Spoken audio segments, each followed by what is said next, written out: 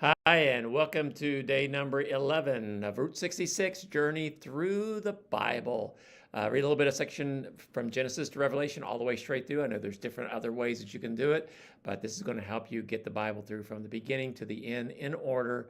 And hopefully you'll get it done in 1 year, and just a little bit at a time, you're going to make it. I got confidence in you. We're still in Genesis.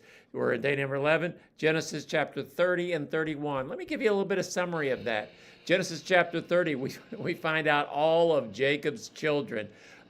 His wife Rachel was unable to have children, so she gave her maid Bilhah to Jacob as a wife, and Bilhah had 2 sons.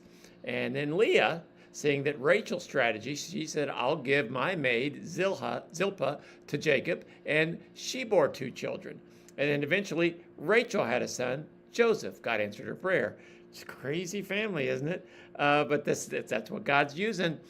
Jacob's prosperity, we find out there. Jacob made a deal with Laban, and he took all of the kind of, not the best flock, spotted, speckled. That would be his wage. And God just blessed him. God promised you to bless him, and God did bless him. He became very, very wealthy. And then in Genesis chapter 31, Jacob finds out things aren't so good, and he decides he's going to leave. He wants to go back to his homeland. Jacob knows attitude. Things aren't happening, so Jacob ends up gathering his family in flocks and secretly leaves for Canaan.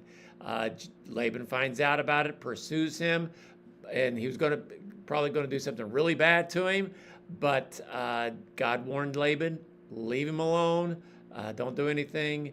And so they ended up making a covenant of peace. You leave me alone, I'll leave you alone, everything will be fine. So that's where they split up, and Jacob ends up taking his family away. Laban goes back home. What are some lessons? I like to look at lessons. What are some lessons about this? Again, through the stories of these, we call them patriarchs, through these leaders at the beginning of Israel, we find out God's faithfulness and provision.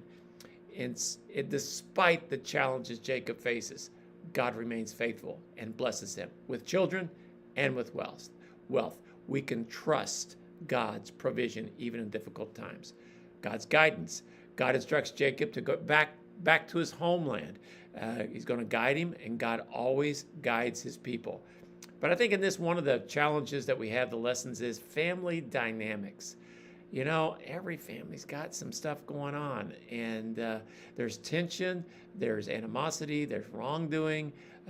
Family relationships can be very complex, and we learn to navigate family challenges with patience and trust in God. Let God get you through that. And then finally, between Laban and Jacob, we find out peaceful conflict resolution.